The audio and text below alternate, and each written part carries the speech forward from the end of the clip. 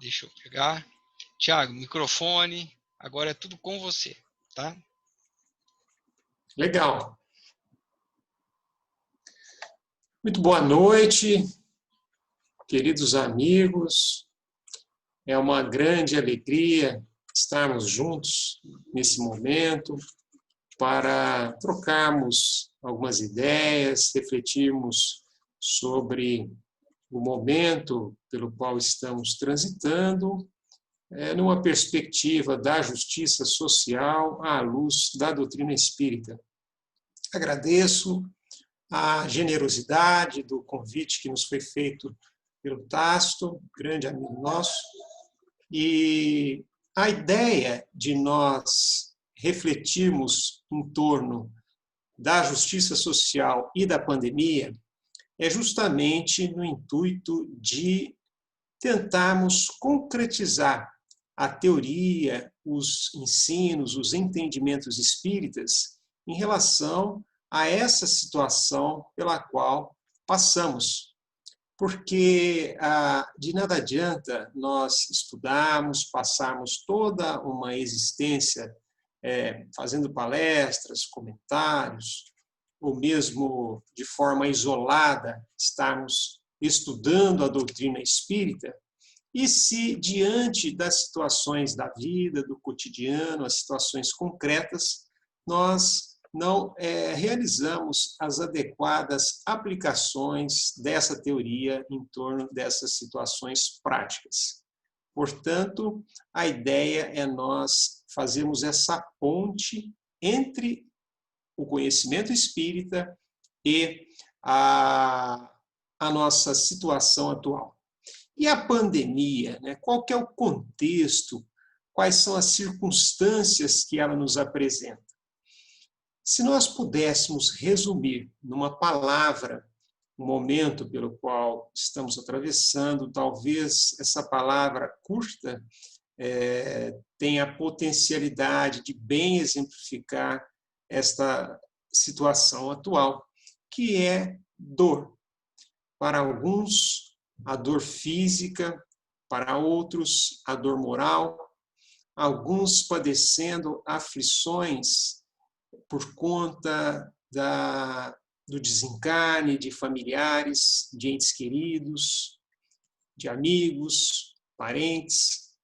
Outros estão sofrendo também as consequências de natureza socioeconômica por conta de dificuldades materiais, por conta da perda de emprego, muitas vezes.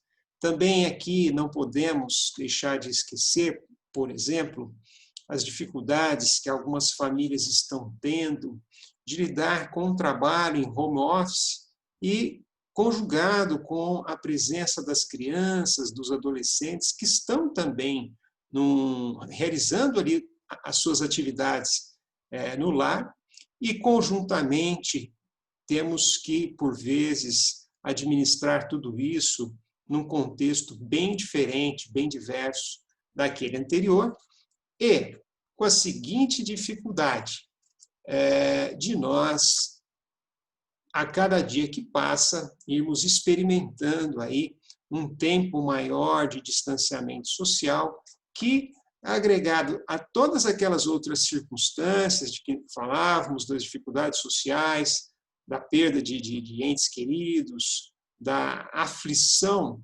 por conta, às vezes, de um anseio incontrolável, nós vamos vendo aí a possibilidade de surgirem problemas de ordem emocional, de ordem mental, que vêm, em alguns mais, em outros menos, perturbando, por vezes, a nossa passagem nesse momento. Bom, mas eu fiz esse diagnóstico para mostrar que a situação atual, ela exige de todos nós equilíbrio, ela exige serenidade, exige que nós busquemos recursos internos para enfrentarmos, para lidarmos com essa situação da melhor maneira possível. E nós podemos exemplificar esse contexto como sendo um grande oceano, todos estamos aí envolvidos neste imenso mar, e alguns sabem nadar, uns mais, outros menos. Alguns possuem recursos sofisticados, estão em lanchas, em iates, embarcações luxuosas. Outros sequer possuem um remo, um caiaque que seja, para permitir, para viabilizar uma travessia mais tranquila. De modo que nós, às vezes, enxergamos diversas situações que desequilibram a coexistência social e, dessa forma, nós não conseguimos alcançar uma justiça social adequada, conforme as leis divinas e, por vezes, também as leis humanas, dentro daquilo que nós já conseguimos alcançar. Bom, a doutrina espírita pode nos auxiliar na medida em que ela nos fornece uma série de diretrizes, de roteiros de natureza ético-moral para lidarmos com situações como essa que nós estamos passando. E aqui nós lembramos de todo o arcabouço teórico, filosófico que nós temos, sobretudo, lembrando aqui da primeira obra básica da doutrina espírita, o Livro dos Espíritos, a parte terceira, que trata das leis morais.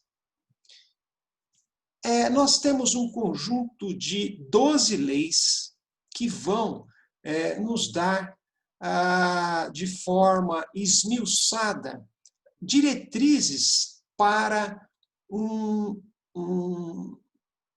reflexão mais firme e mais forte a permitir que nós entendamos melhor essas situações. E aí nós vamos lembrar logo da primeira lei, que é a lei divina ou lei natural, quando Kardec indaga aos espíritos o que nós podemos entender por lei natural. E os espíritos, de um modo bem objetivo, respondem que a lei natural é a lei de Deus. Se a lei natural é a lei de Deus, nós temos que voltar logo lá na primeira questão do Livro dos Espíritos e entendermos o que é Deus. Inteligência suprema, causa primária de todas as coisas, infinita bondade, amor, misericórdia.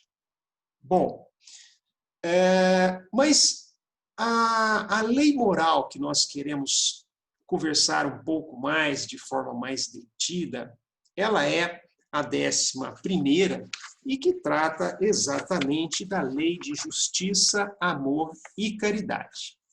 E logo na questão 875, logo no início deste capítulo das leis morais, Kardec questiona aos espíritos o que é justiça.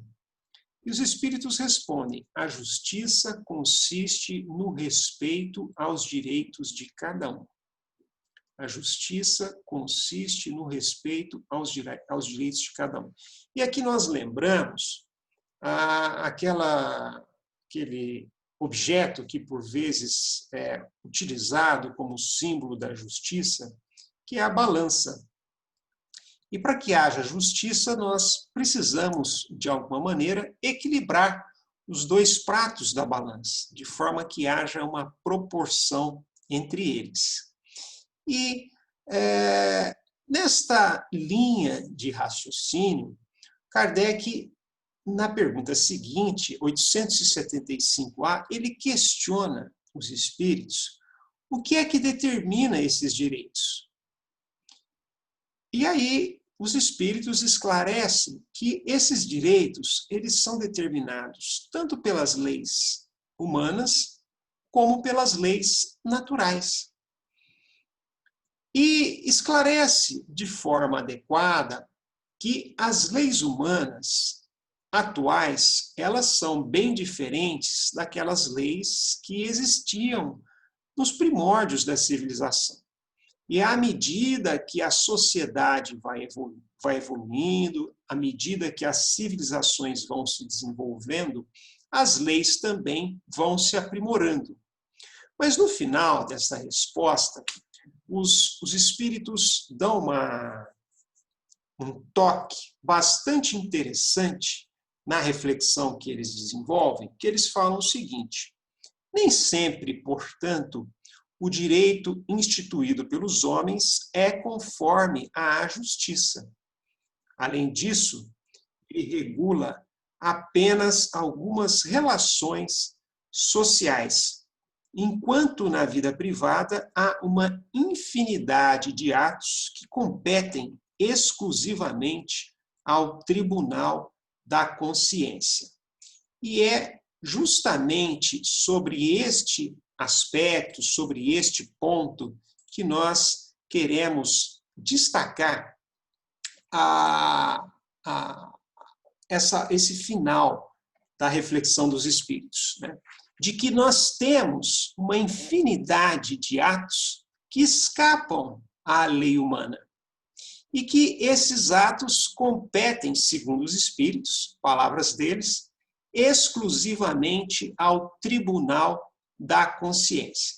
Então, a abordagem que nós queremos realizar com vocês, caros amigos, sobre justiça social, ela não diz respeito àquela justiça que nós esperamos de nossos governantes, que nós esperamos dos poderes constituídos, mas é a justiça que cabe a cada um de nós para enfrentarmos esse momento com uma diversidade infinita de situações e que, se cada um mantiver-se na inércia, vamos dizer assim, nós não conseguiremos alcançar um equilíbrio mínimo e desejável a ponto de nós falarmos injusto, a ponto de nós falarmos numa sociedade sadia, equilibrada, sob o ponto de vista da justiça.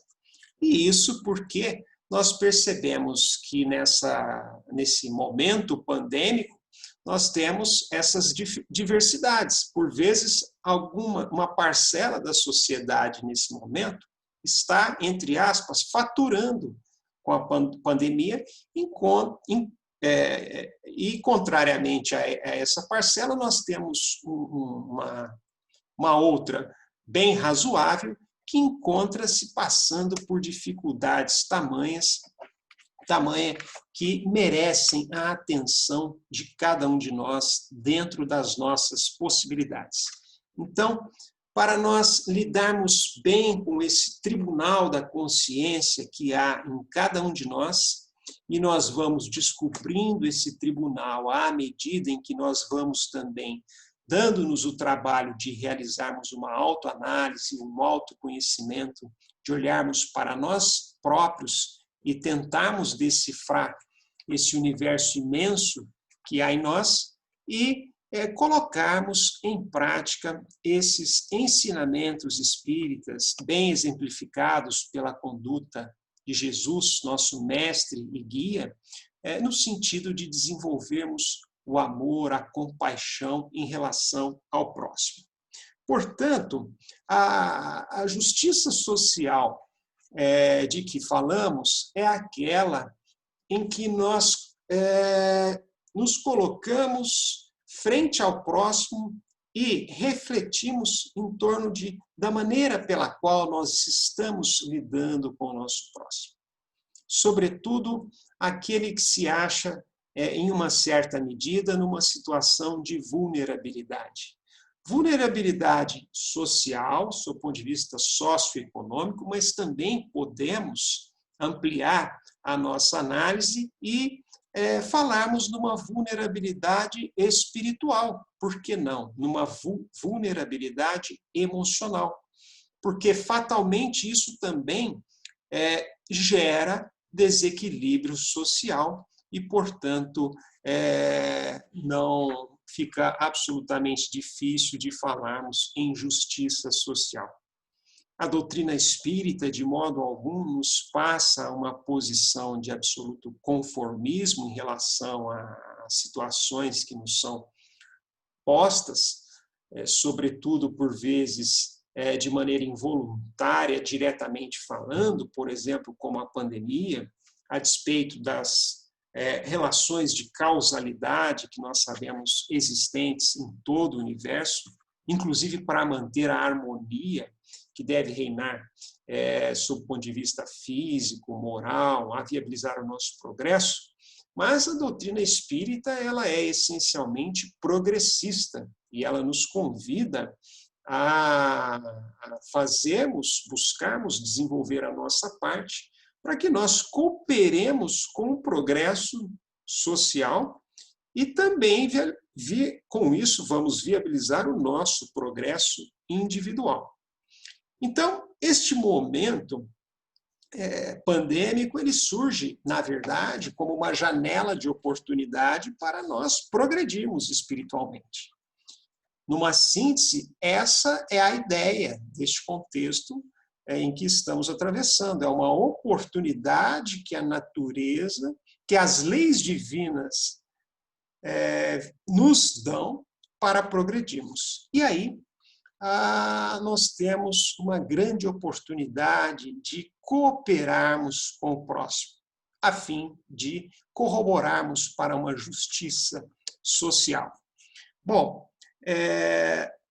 e nós podemos dar diversos exemplos em que, por vezes, o indivíduo agiu e age de forma equivocada, em detrimento da sociedade. Basta nós lembrarmos, por exemplo, esse auxílio emergencial instituído pelo governo. Nós tivemos cifras milionárias de pessoas que fraudaram este auxílio, visando obtê-lo em desconformidade com os parâmetros legais, com os requisitos legais.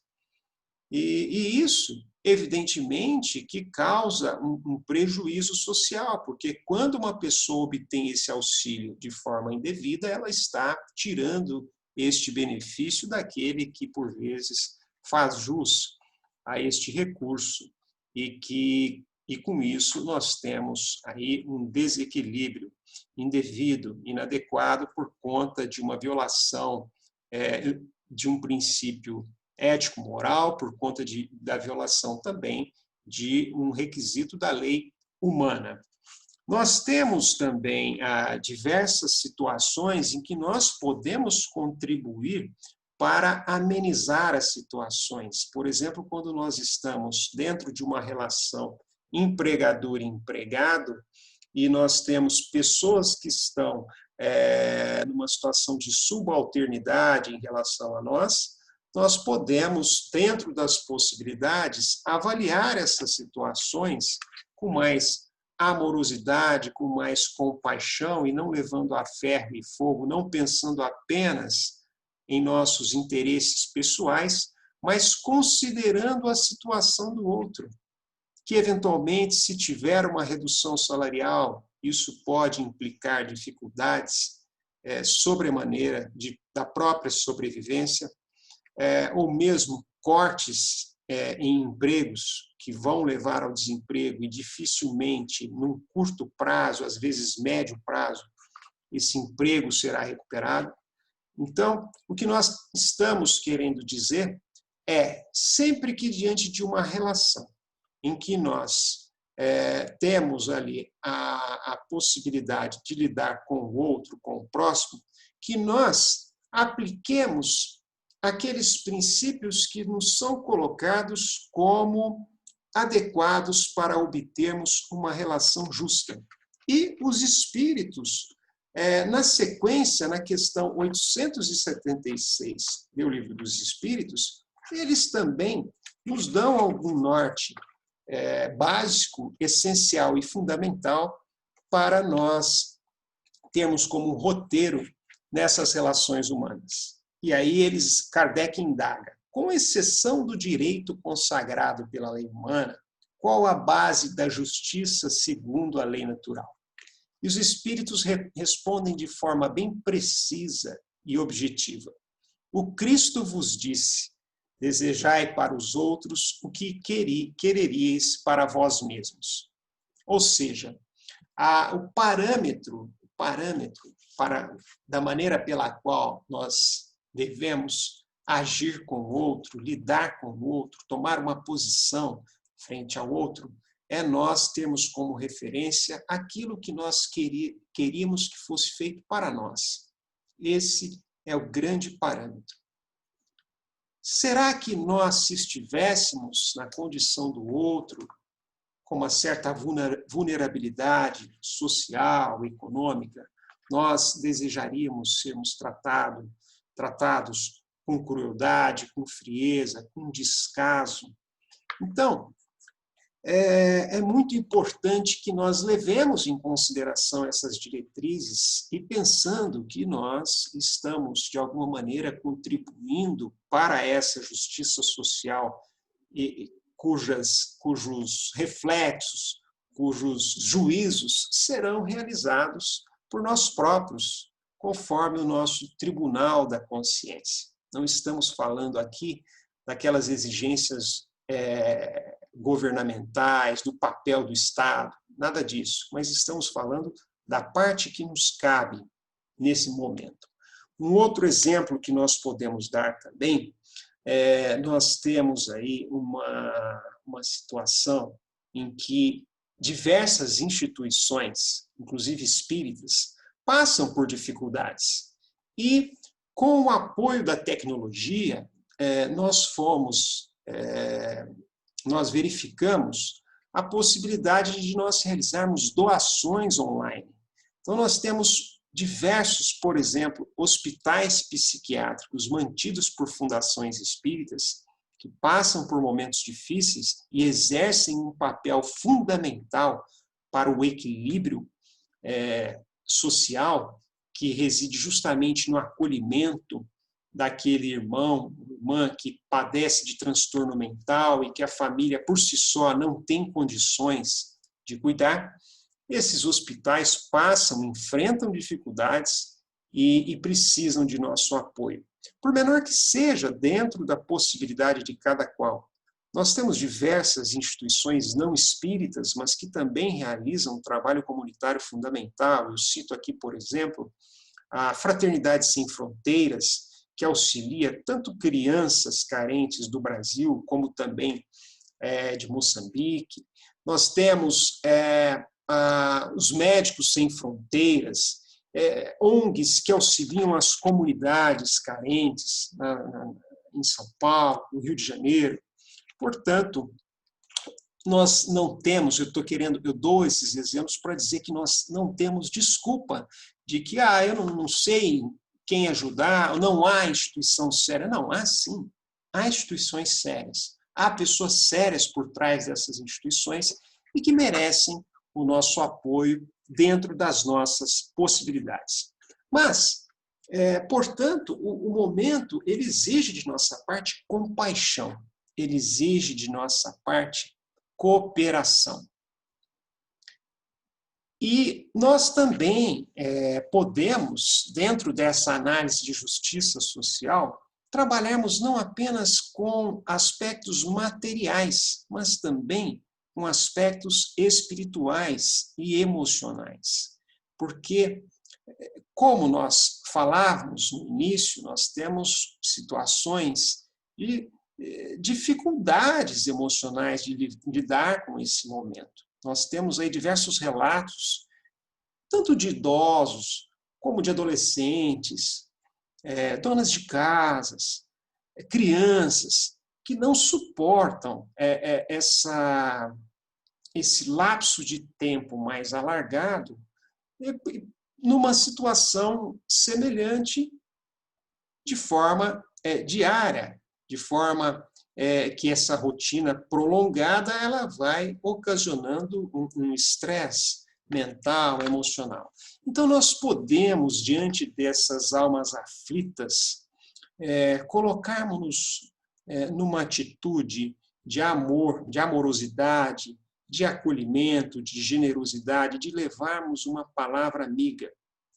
E sempre, às vezes, sobretudo naqueles que estão próximos de nós, nós acabamos, de uma certa forma, tomando conhecimento dessas situações, e às vezes até não de pessoas próximas, de amigos, às vezes que nós perdemos o contato, como o Tácito falava no início, né, por conta da própria situação de isolamento, mas se nós sabemos que a pessoa está passando por uma dificuldade de natureza emocional, que sejamos ousados, às vezes, pegar o telefone, mandar uma mensagem de WhatsApp, ligar, ofertar uma palavra de encorajamento, de levar um bom ânimo, no sentido de fazer com que essa pessoa talvez não se sinta tão só, saiba que ela tem alguém que ela pode confiar uma fala um pouco mais tranquila, aberta, clara, sincera, e que ela possa encontrar, às vezes, um ouvido amigo para desabafar. E, por vezes, isso já é o suficiente para ela ganhar um ânimo novo, ganhar uma alma nova e continuar ali o prosseguir com a jornada. Portanto, caros amigos, nós temos uma infinidade de situações em que nós podemos ser útil. E pensando aqui num papel do cristão neste momento de pandemia, talvez essa seja a síntese da parte que nos cabe. De que maneira eu posso ser útil ao meu próximo? De que modo eu posso amenizar a aflição alheia? E, obviamente, que não estamos aqui querendo passar uma situação de uma ação difícil, mas pensando naqueles próximos que estão ao nosso redor. É um vizinho, é um familiar, um irmão, uma irmã, um sobrinho, uma sobrinha, e que, de forma natural, às vezes, encontra uma dificuldade maior ou menor frente a determinado aspecto deste momento da travessia. E esse estender as nossas mãos, esse ato de ouvirmos a queixa alheia, o ato também de termos a humildade de forma amorosa e não de forma autoritária, tecermos algumas reflexões, algumas considerações sobre a nossa maneira de pensar, a nossa maneira de entender este contexto, isso pode fazer toda a diferença naquele específico momento em que a pessoa se encontra.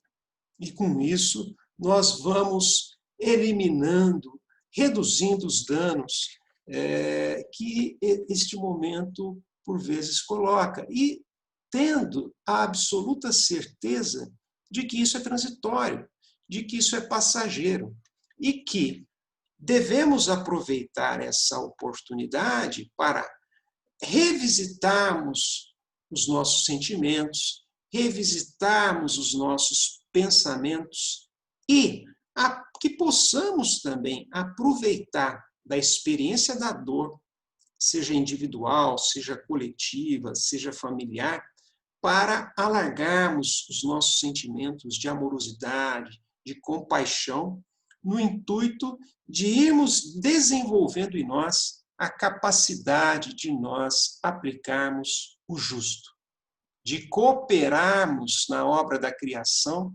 com a verdadeira justiça, que não reside, conforme nos ensinam os espíritos, nas leis humanas, mas sim nas leis naturais, e as leis humanas, elas aos poucos vão se desenvolvendo e se aproximando das leis divinas e se convergindo para elas.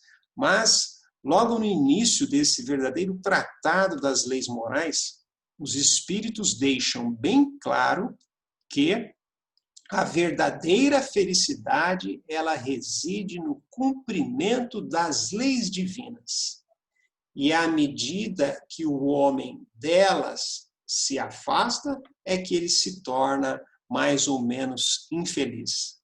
Então, se, conforme os espíritos, a prática, a base da aplicação da justiça é realizar para o próximo aquilo que nós queremos que seja realizado para nós mesmos, essa é uma grande oportunidade para nós mergulharmos internamente e aferirmos a nossa capacidade de amar, desabrocharmos, desenvolvermos as potencialidades divinas e naturais que nós temos no mundo de nossos sentimentos, de nossas emoções e, da melhor maneira possível, auxiliarmos o nosso próximo, sobretudo aquele que se encontra numa posição de vulnerabilidade socioeconômica e também de uma vulnerabilidade emocional, de uma vulnerabilidade psíquica e espiritual. É muito interessante porque esse momento, por diversas vezes nós ouvimos relatos de pessoas que não são, às vezes, religiosas, não vou nem dizer espíritas, mas que não são religiosas, mas que diante da dor vão se curvando aos efeitos que a religiosidade fornece, nos dá, e, de forma humilde, buscam, inclusive, recursos na religião para amenizar a dor.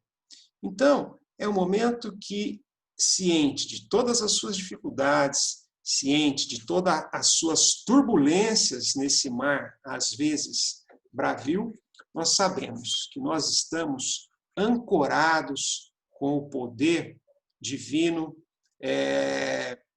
intermediado pela força, pela bondade dos amigos espirituais que velam por nós, que estão conosco, nos auxiliando em todos os instantes, sobretudo o papel fundamental exercido pelo anjo de guarda de cada um de nós.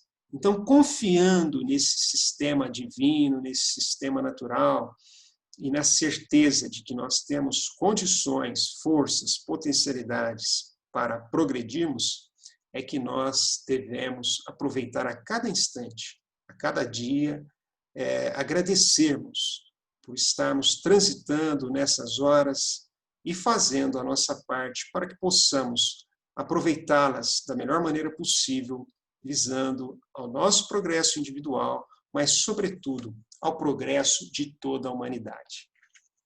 Assim, queridos amigos, essas eram as considerações, as reflexões que nós gostaríamos de compartilhar com todos, no intuito de refletirmos sempre sobre as benesses que a doutrina espírita nos dá em todos os momentos, mas especialmente nos momentos em que padecemos aflições. E é no Evangelho de Jesus que, com certeza, nós vamos buscar os recursos necessários, os recursos vitais, para que possamos permanecermos firmes no trabalho e prosseguirmos com a nossa caminhada. Muito obrigado pela atenção. Obrigado a você, Tiago. Está me ouvindo? Estou ouvindo, sim, Castro. Estou ouvindo. O Espiritismo, tudo que se discute, na verdade, é muito racional. Isso que eu acho que é o bonito da doutrina, né? Quando se vê que os espíritos correlacionam a justiça com o dever. E muitas vezes, numa sociedade paternalista, a gente correlaciona a justiça com direitos. Eu vou lá reclamar para o promotor, para o juiz, eu tenho os meus direitos. Mas até onde vai os seus direitos? E daí a gente observa que os espíritos, essa relação direito-dever, na verdade, está na consciência. E isso aí é de cada um. Você sabe o que fez de errado, o que não fez de errado. A gente vê muitos processos éticos, porém não morais, dentro da nossa própria justiça humana, mas não é essa justiça que, na verdade, a gente acaba almejando de uma sociedade, né? Na verdade, quando uma sociedade ela evolui, a função da justiça cada vez mais vai diminuindo. Porque essa relação de direitos e deveres, ela vai se tornando falha, né? Então vai se tornando no mesmo nível. O que acontece é que a gente não vê ainda hoje aí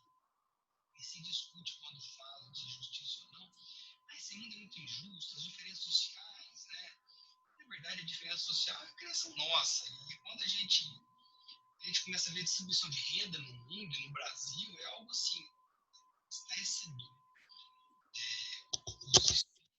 Né? E eles não nos orientam a pegar todo o teu dinheiro ou tua fortuna e dividir com todo mundo. Não é isso, porque você estaria criando mais problema. Em breve, você seria mais uma pessoa sem condição de nada.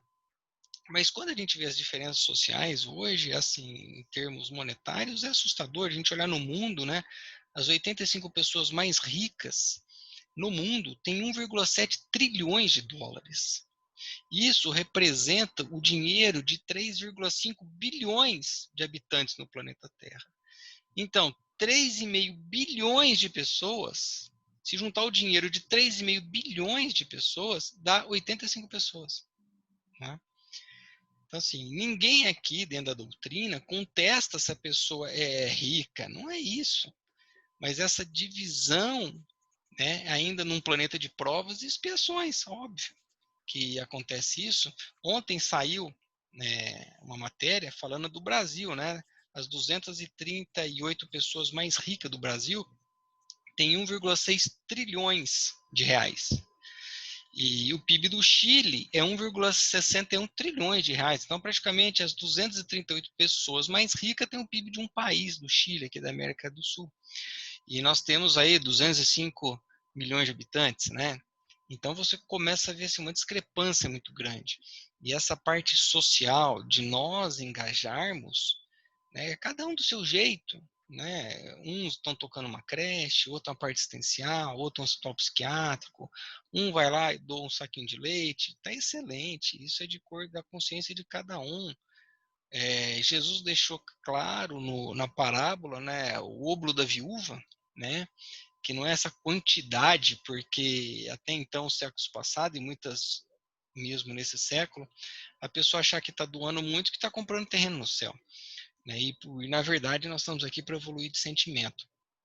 E toda vez que um espírito vem e lança, por exemplo, um livro novo, com um tema, eu fico indagando por que será que esse espírito que está vendo o planeta de cima, mais elevado, estava querendo escrever um livro com esse tema. Eu lembro em 2010, 2011, de volta através de Johnny de Anjos, escreveu um livro chamado Psicologia da Gratidão. Eu até fiz várias aulas sobre esse livro, mas eu pegava o livro e falei assim, gente, 201 páginas sobre gratidão. Por que será que esse espírito de Joana de Ângeles está escrevendo sobre gratidão?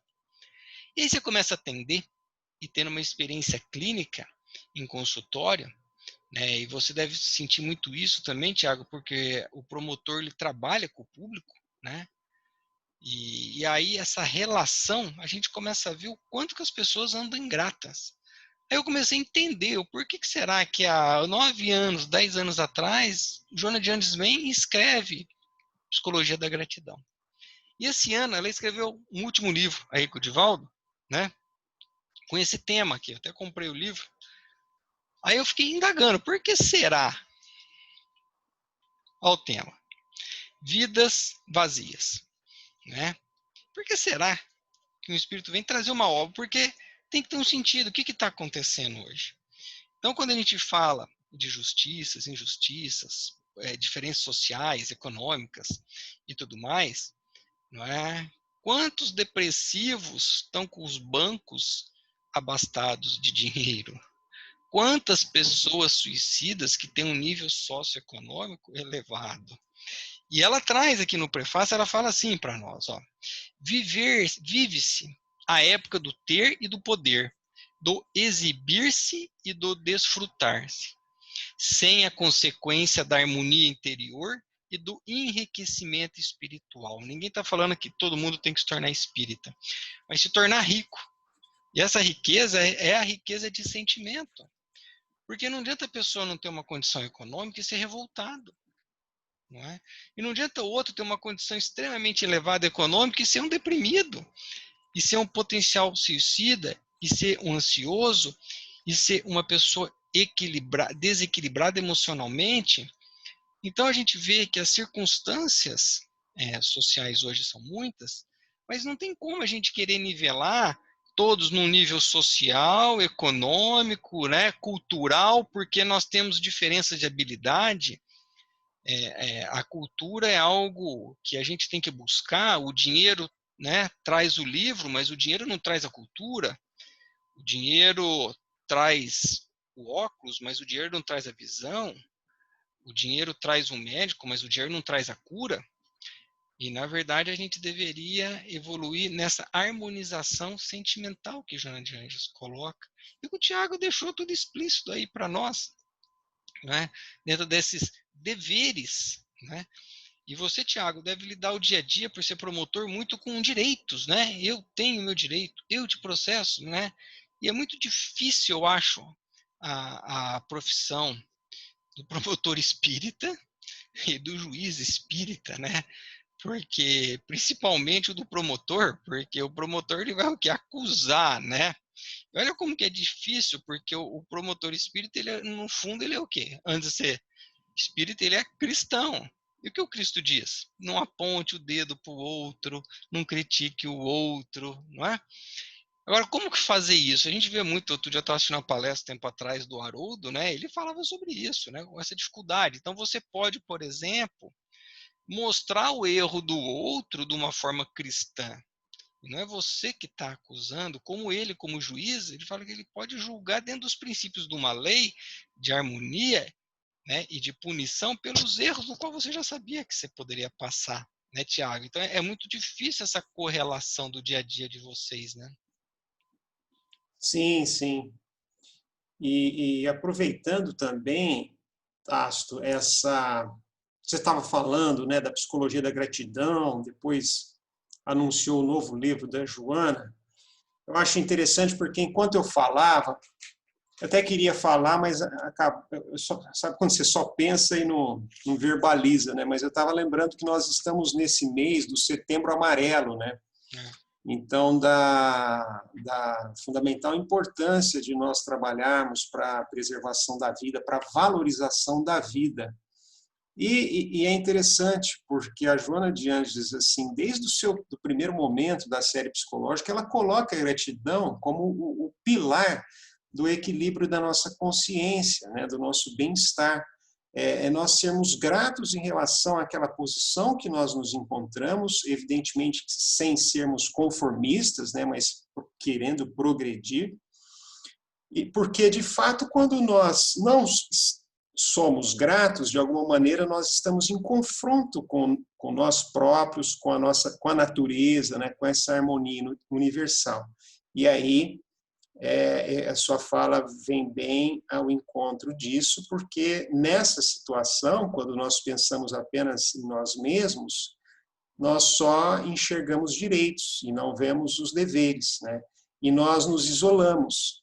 E aí, já fazendo uma ponte com esse outro livro da Joana, que eu tive também a oportunidade de fazer uma leitura no primeiro semestre, Vidas Vazias, nós lembramos desse momento que nós estamos inseridos, né, com vamos dizer assim, o domínio, a potência, a força das redes sociais, que, invariavelmente, sobretudo quando estamos enclausurados em nossos lares, se nós não tivermos controle, consciência, nós também vamos nos deixando levar por esse mundo e pelos riscos que ele pode nos trazer, e de forma que nós vamos perdendo a consciência com a realidade que nos envolve.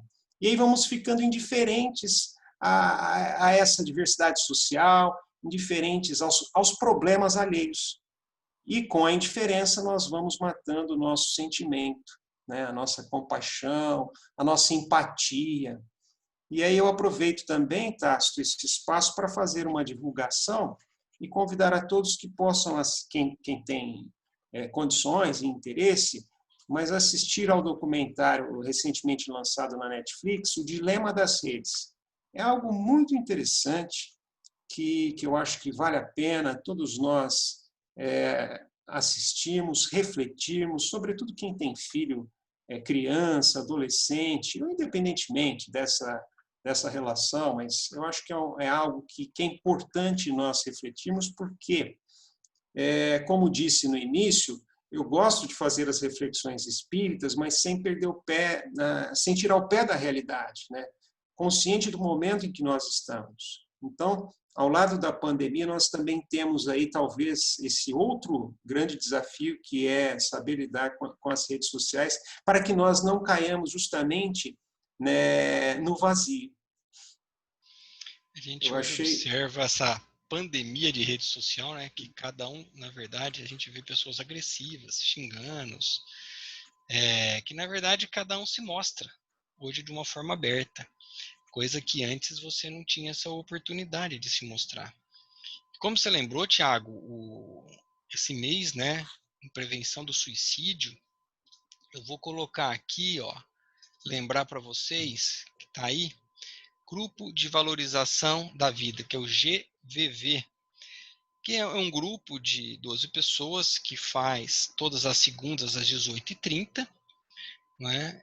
Atendimento às pessoas com desequilíbrios, ou pensarem em suicidas, ou já estão pensando, ou alguns outros fatores, onde tem grupos, tem atendimento individual e tem atendimento em grupo. Esse GVV, ele fica lá no meu consultório, toda segunda-feira, às 18h30, né? Agora, por causa da pandemia, está se fazendo via telefone, via e-mail. Então, tem aqui grupo de valorização da vida, @gmail.com, se alguém precisar, não é? E depois, quando voltar, nós estaremos sendo realizado lá na Clínica Esgorlon, que é na rua João Penteado 286. Isso é de forma gratuita para as pessoas. Tem vários pacientes, muitas às vezes não querem aparecer, então marca um horário separado, numa sala separada. Então tem sala de discussões em grupos, onde todo mundo coloca a sua vivência. Tem salas de discussões em dois, individual e tudo mais, né? Então acho que é um trabalho aí o pessoal faz, que a gente faz lá no consultório, né? E esse trabalho, na verdade, ele era feito num centro espírita, e eu, conversando com o pessoal, decidi levar para uma clínica médica, porque eu acho que a gente fazer um trabalho desse, começou dentro de um centro espírita e as pessoas são espíritas, atrairia só o público espírita. E, na verdade, nós somos todos irmãos. Eu não tenho que tratar diferente quem é espírita ou deixa de ser espírita, ou quem é ateu, ou quem é católico, ou quem é evangélico. Eu acho que a gente tem que tratar igual a todo mundo, não é? Eu acho que se eu achar que só o Tiago é meu irmão porque ele é espírita, eu já não estou sendo cristão porque eu estou segregando os outros, né? E aí nós começamos a realizar esse trabalho dentro de uma clínica médica, porque aí a pessoa, ela é católica, ela é evangélica, ela é ateia, ela tem a condição de ir sem nenhum preconceito por parte dela, inclusive, né? Então esse trabalho já vem sendo feito no decorrer desse ano aí, e quem precisar está sempre de portas abertas. A gente lembra que o suicida, normalmente, quando ele, antes de cometer o suicídio, ele já deu lapsos, ele já deu pistas, ele já comentou com alguém sobre a vida, a dificuldade, os problemas que está acontecendo, né? Então a gente tem que estar sempre atento, como o Tiago colocou, a gente tem que ter compaixão, né? A compaixão de se colocar no lugar do outro. E dentro dessa vida moderna, corrida, às vezes a gente se esquece desses princípios aí, né? Deixa eu ver se tem alguma pergunta aqui. Acho que não, né? O pessoal está comentando aqui, agradecendo. Tiago, mais uma vez, obrigado. Imagina, eu que agradeço, Thales. Tenho que lembrar, não está entrando aqui. Deixa eu ver aqui nas fotos. Aqui, semana que vem, toda semana, né, Tiago? Nós estamos fazendo a live, né? Semana que vem nós vamos ter aqui o Fábio. O Fábio, ele é endócrino lá em São Paulo, né? Ele é o presidente da Associação Médica Espírita de São Paulo. Ele é um grande pesquisador, né? Ele trabalha muito com idoso, ele fez geriatria, né, na Suíça. Então, é um cara fantástico, eu gosto muito do Fábio, um cara muito predisposto. Semana que vem ele vai falar sobre envelhecimento, o bem-sucedido, né, o envelhecimento na visão espírita, né, que é algo que também a gente atende no consultório, é muito interessante. Você já atendendo uma senhora, isso é muito comum acontecer, 87, 88, 89, ela entra assim, doutor, fica velho não, viu, não fica velho não, que é uma desgraça. Aí eu olho para ela, mas minha senhora, eu tenho duas opções, ou eu fico velho ou eu morro antes, eu prefiro ficar velho, né? Então não reclama não, senta aí, mas dói aqui, dói ali, dói, mas a senhora está com as 2 pernas, os 2 braços, está aí, ó, nem Covid a senhora pegou. Então, agradece. Então, você vê que esse trabalho mental da idade é importante também. Porque você vê quantos idosos chegam numa idade que não aceita aquela idade e acaba suicidando também. A gente tem um exemplo aí do Valmor Chagas, né? Eu lembro quando eu era moleque, né, Tiago? Ele era tipo, meio um símbolo sexual da época, né? Uma pessoa extremamente carismática e acaba saindo a vida pela porta do suicídio com mais de 80 anos de idade. Isso é muito comum. E o suicídio está aí. E a gente tem que cuidar do nosso campo mental, nosso campo de sentimentos. E as lives é tudo para isso, né? Para nós discutirmos, refletirmos, entendermos. Está aí gravado. Quem quiser depois é só pegar e assistir novamente, passar para um amigo. Então, as redes sociais nós temos que usar de forma útil, no sentido de auxiliar e não de criticar, né? Tiago, quer falar mais alguma coisinha? Eu queria agradecer, Tássio, a oportunidade de nós trocarmos ideias, de nos revermos também, né? Deixar um grande abraço a todos e que possamos permanecer firmes nos nossos ideais.